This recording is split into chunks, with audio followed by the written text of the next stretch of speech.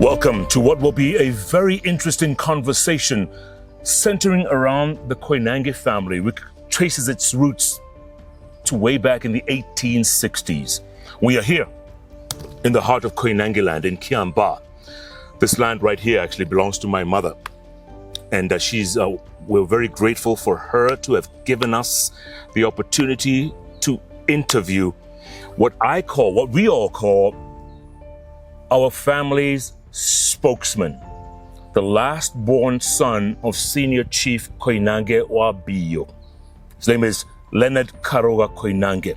He is a walking, talking encyclopedia of knowledge.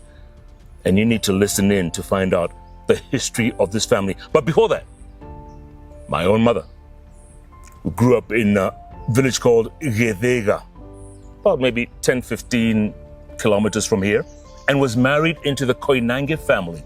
Back in 1959, had 4 children, but her husband died soon after independence. And she's here to welcome us to this piece of land and this interview. You know, I call it Nyinawa Munene or Nyinawa Kabaka.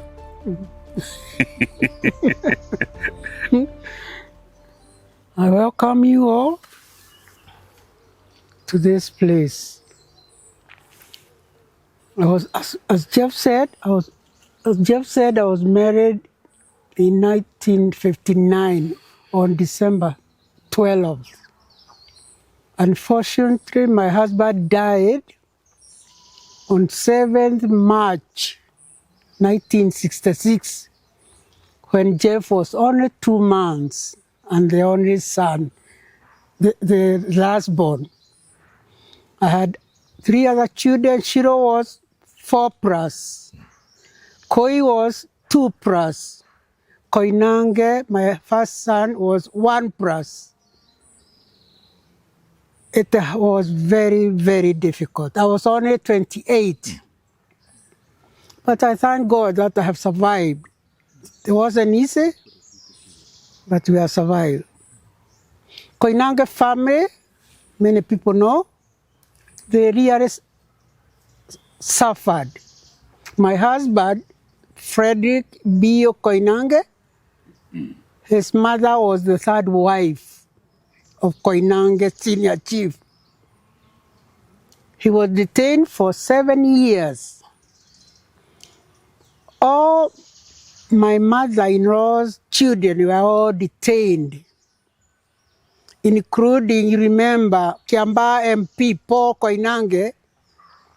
Dad was also detained, who was my brother-in-law. We all suffered. There was one sister, Lillian, who died at the committee because he was refused to go to hospital.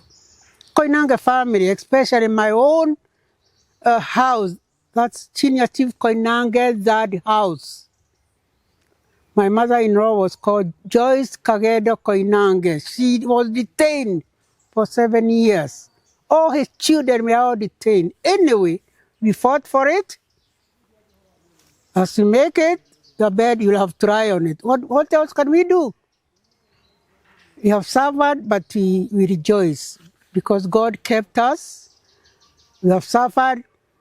This Jeff Koinange, who is always on TV calling Jeff Koinange, he was only 2 months when his dad died. It's by God's grace that he survived. Thank you, Omanene. And thank you for welcoming us to your homestead. And we're going to talk now with Uncle Leonard. We call him Uncle Leonard, to tell us a history of our family, where we came from, what the Koinange family achieved, and of course, what's most important, their place in history. Where does it lie? And the interview will be conducted by Dr. Mbiyu, a renowned scholar and economist, and he'll be taking us through the whole process so that we can know where exactly we came from, and of course, most importantly, where we're going. as a family, as a unit, because there's many of us. There's so many Koinange. There's more than 600 Koinanges out there. And many of us and people outside don't know our history. We need to learn it. We need to know it. We need to appreciate it. And that's what we're going to do going forward. Sawa. Nigu. Nini tigu.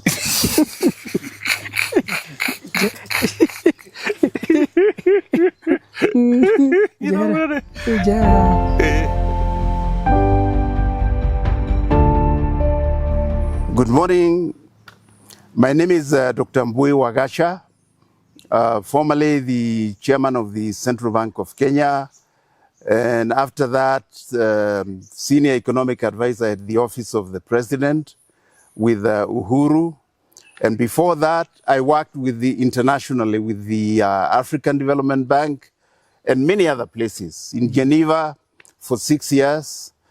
I might seem in this session to have strayed from my calling, but we have a very, very, very important story to tell about the Koinange family.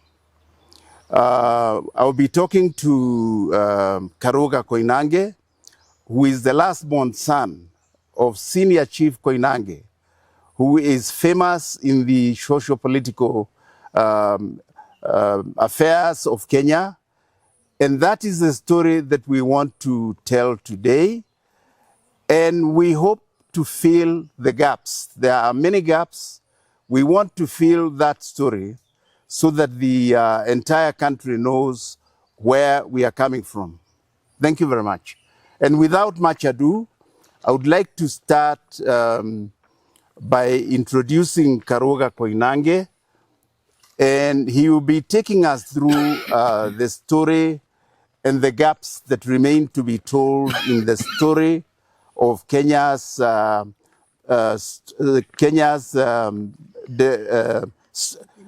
path to independence.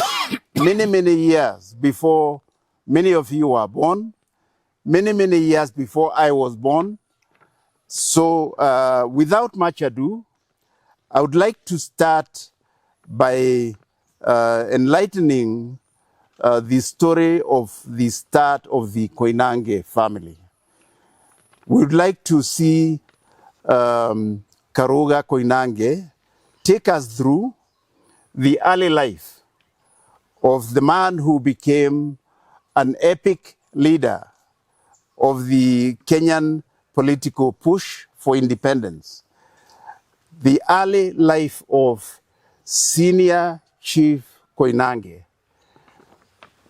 Karuga, please, can you take us through the early life of Senior Chief Koinange, the man who became the paramount chief, Senior Koinange?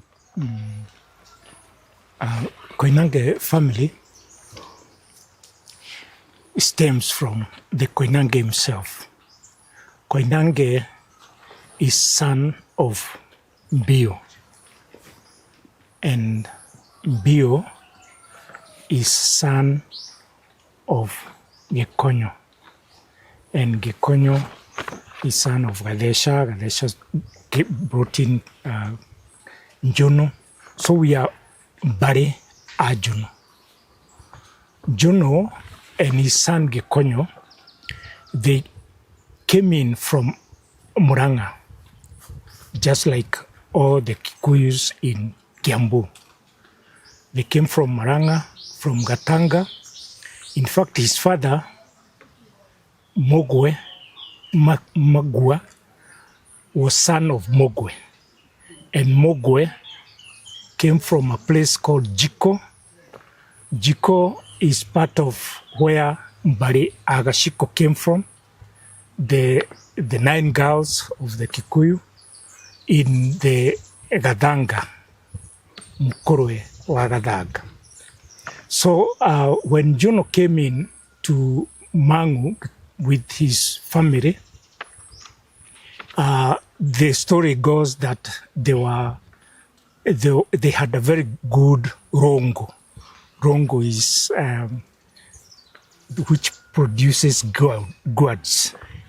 And I think there was some, it was very good that there was some jealous. So the people decided that they move out from Murang'a. So they came to a place, Mangu.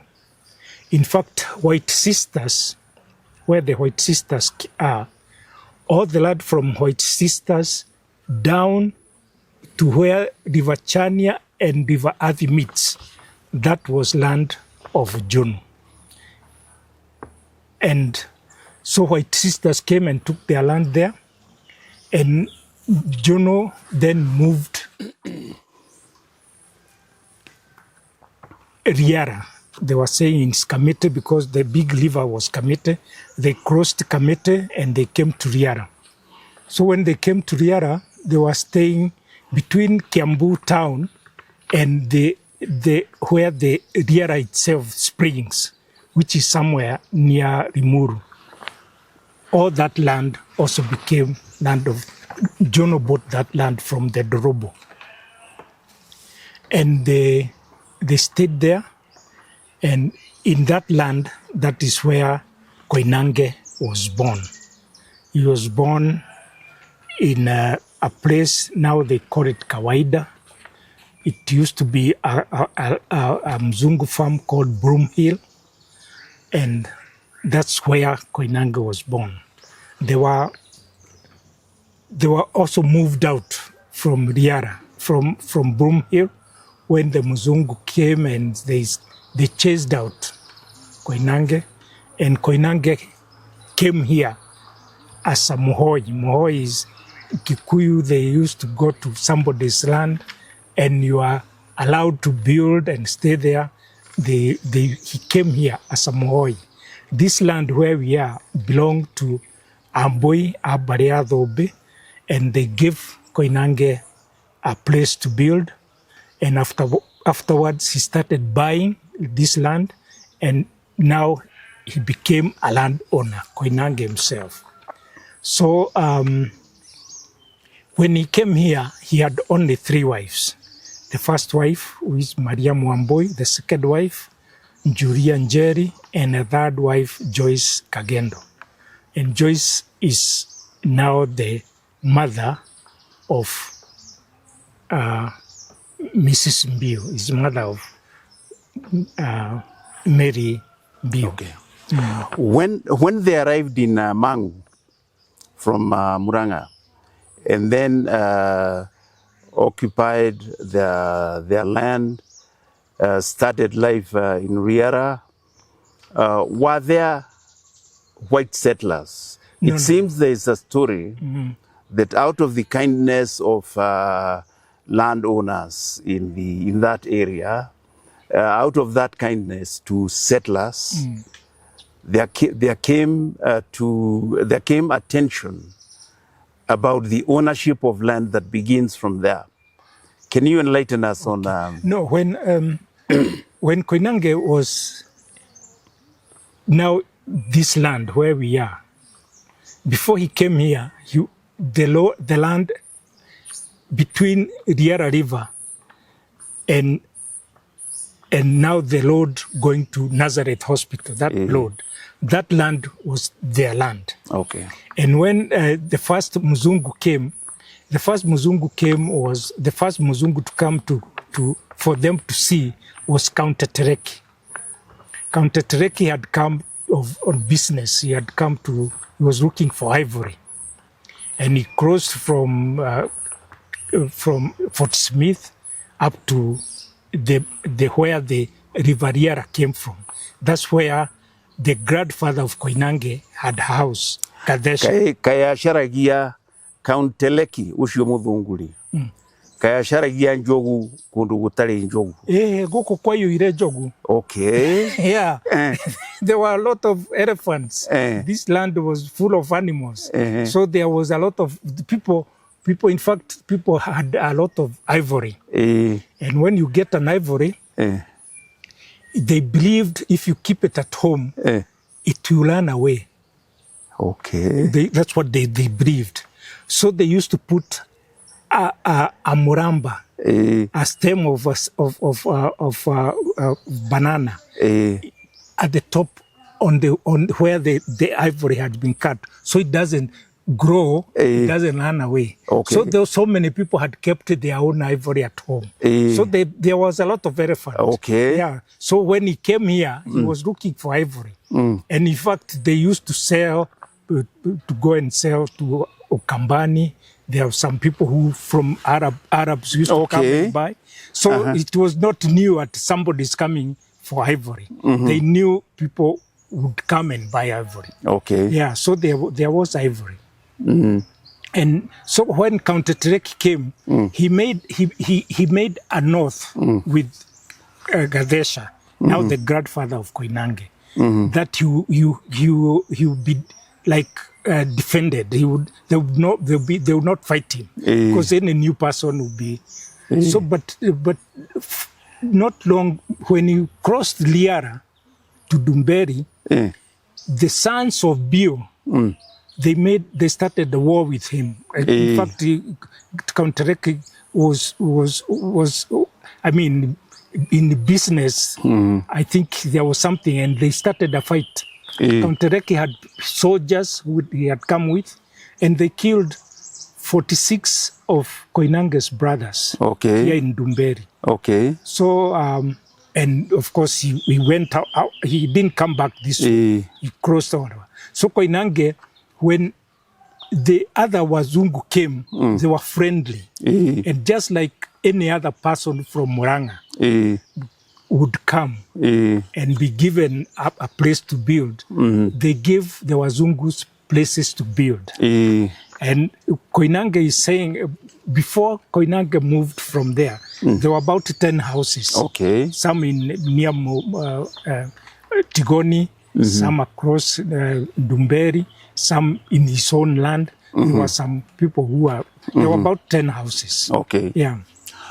Kwoguo ihinda riu maikarite mena thayu gutiai na mathina settlers na andu airu aria mari ene migunda. Gutiari thina no mati gutiari thina tondu noigua when Mzungu came, he was looking for a leader. And to be a leader, that time in Kikuyu, leadership was because you are a landowner, Mwadhi. Mwadhi. So people like Waiyaki became strong because he's a Mwadhi of a big land. People like Mwangombe in Nyeri, he became popular because he was a leader of a big land. So Koinange, Kadesha was now the steward, the Muramati of a big land of Jono. So when Mzungu came and he would ask, who is in charge of this area? The in charge is the leader of that land. And that is the one of the biggest problems Mzungu didn't understand. Like when they came to Waiyaki, Waiyaki is only in charge of their land. He's not at the Alura of Kiambu. But they would expect the agreement they have made with Waiyaki to spill over to other people. To apply to other people. Yeah, which is, it couldn't happen. Because Waiyaki, if he gives a Mzungu permission to stay in their land, is only in Waiyaki's land. He cannot cross the river and go to somebody else's land and say, I've been given permission by Waiyaki. Because Waiyaki, that other land is not the owner. But the Waiyaki had a big land from Dagureti all the way to Fort Smith. All that land belonged to Waiyaki family. Yeah. Let's come to Koinange the adult. He has 3 wives, as you say. And then he becomes the clan leader. What kind of responsibilities did he exercise? Koinange got circumcised in the age group of Kienjeku. The Kienjeku age group was circumcised after Jenga, Jenga age group. And Jenga is the same age group, is the same name as Bera. If you hear somebody is called from Bera, is the same as Jenga. So, and the way Kikuyu had organized their age group, they were organized that there will be 9 age group and another 9, and now the 18 age groups become a generation. Okay. So after the ninth generation, after the 9th age groups get circumcised, you break for 9.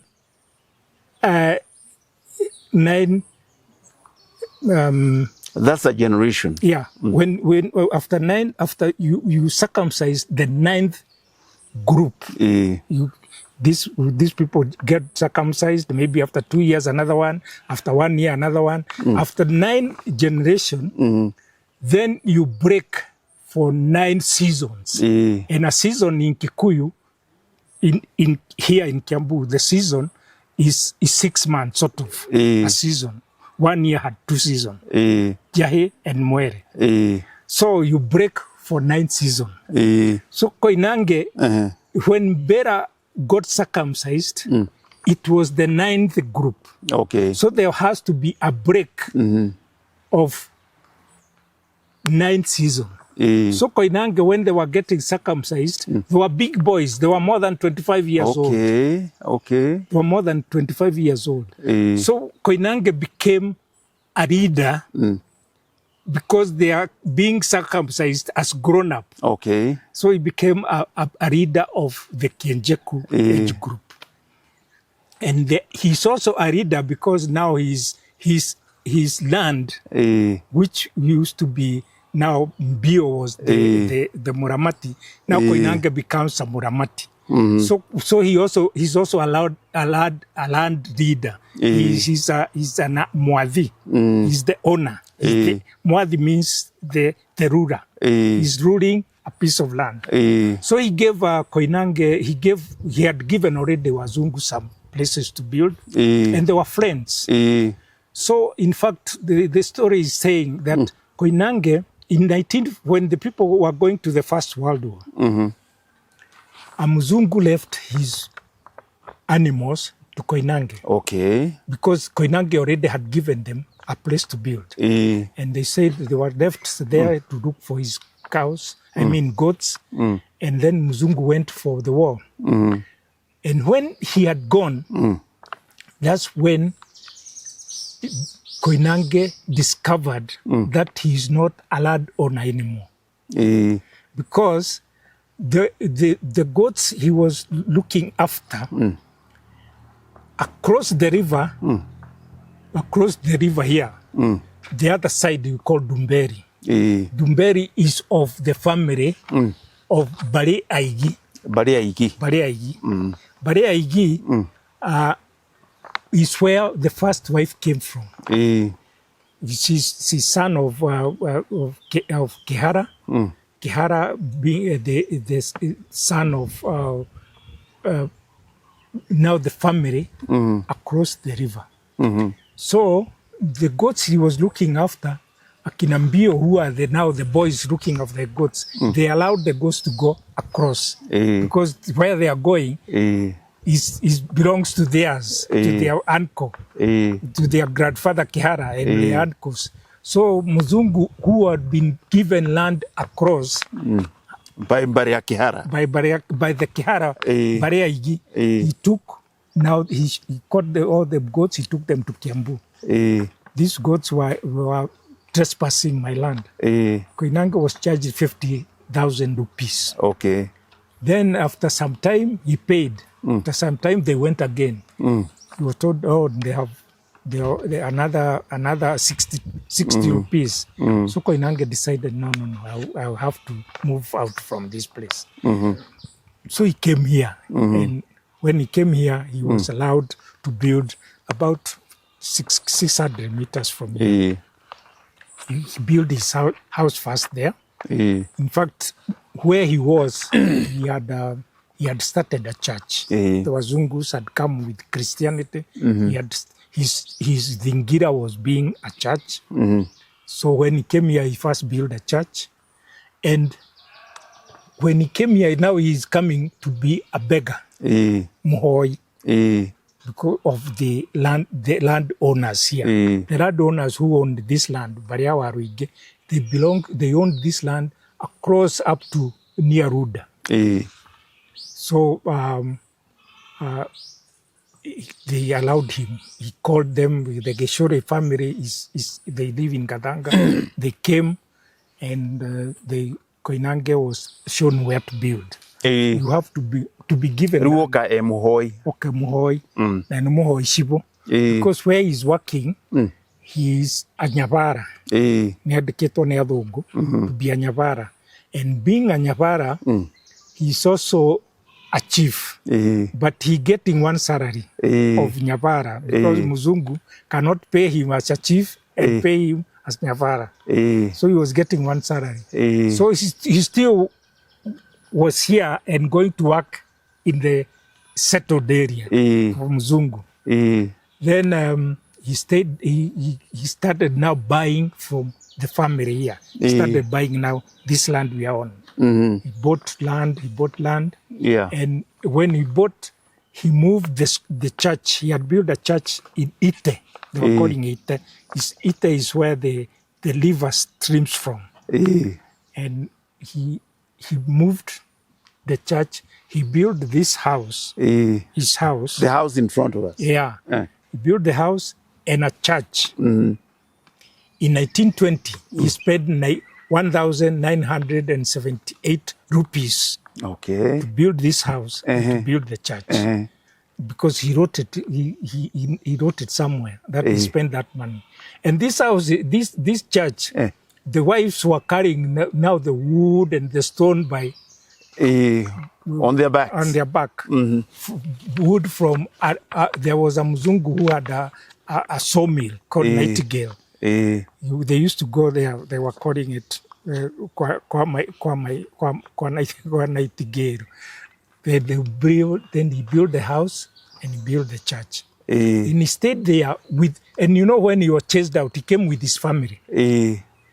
So all the time he kept on remembering that his land is somewhere else. Is somewhere else. He knew Mzungu had chased him from his own land. And I think by doing that, they made him become a politician. He was not a politician. But from 1919 to up to his detention, he was a politician because of his land. Yeah. Well, in 1921, he becomes a headman. 1921. Not 1921. And then 1938, he becomes a senior chief. No, not 19. Mbiyu was a chief in 1905. Okay. Koinange's father. In 1908, and Koinange was a headman. In 1905. In 1908, he became a chief. Okay. He praised Mbiyu. Okay. He praised Mbiyu. But you see, now he's a chief without, he's not gazetted until later. Yeah. Although he was now the chief. The Wazungu, when they want workers, come to chief. Yeah. In fact, the Mzungu who was, because now this land was taken by a company, a big company from past Dumberi. In fact, Koinange thought they have gone up to Eldoret. They thought all that land is there because he didn't know the end of Mzungu land. He was saying just one company is owning all that land. And 10 families are put just in a small land. You know, been moved into... Yeah, we are put together into a small land. So he was very bitter. Now, when Mzungu, who was a manager just across here,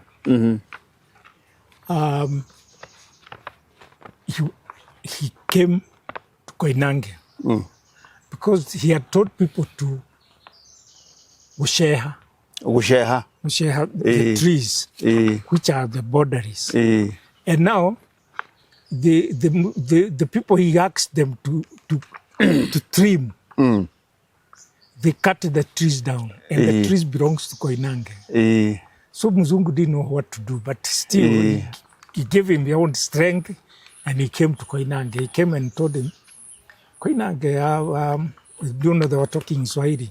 I asked my people to trim the tree, and they have cut them down. So Koinange said, "Oh, what did you tell them?" So they said, you know, he knew his language breakdown. They didn't understand what they were told. So Koinange told him, it's okay. Okay. I mean, the trees are cut. It's okay. So after some time, not long after that, that same Mzungu came. He came with a gunia of tins. He brought to Koinange. He told him, Koinange, your people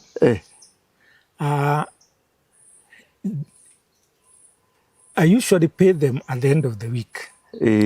And I was paying them.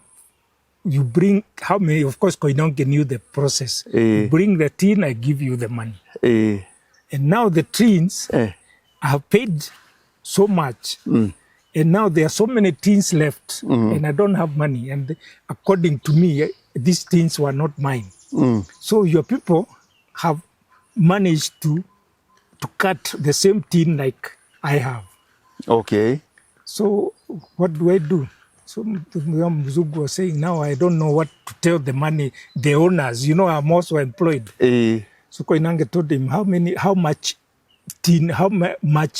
tins worth do you have? I don't know. It was less than 500. So he told him, keep them there, come tomorrow. So when he came, Koinange went to his own account and withdrew money and gave the Mzungu to go and pay. To go and pay now. So after some time, in 1950s, 53, the news is Koinange is detained. He's detained by Mzungu. That Mzungu who knew now Koinange. They say he actually bought a megaphone in Britain. And in London City, he was shouting, Mzungu, you are very unfair. If you can detain Koinange, I have never seen such a trustworthy person. I have never seen somebody like this. Now he was telling those stories, what happened to him. The true man. The true man. Who Koinange was. Yeah. So he had so many things. He was very friendly to Wazungu. But he still could not forget that they took his land. He could not forget. In the church one, Koinange, I've told you, the Mzungu who came, another manager in another firm called Juno. The manager who was there, he brought in an Arab, they were calling him Mutweri, who was a Christian. So he started teaching Koinange the Bible. And Koinange learned the Bible with his second wife, and the second wife's sister, and the husband of the second wife. And Koinange brought in a brother. So the five of them, they started the first church in Jono, where they were in. So that church, when they were coming here, that's why he had to build a church, because he didn't want that to go. That Mzungu lost the job here. They went to Kijabi. So he went with the people who were teaching Koinange. So Koinange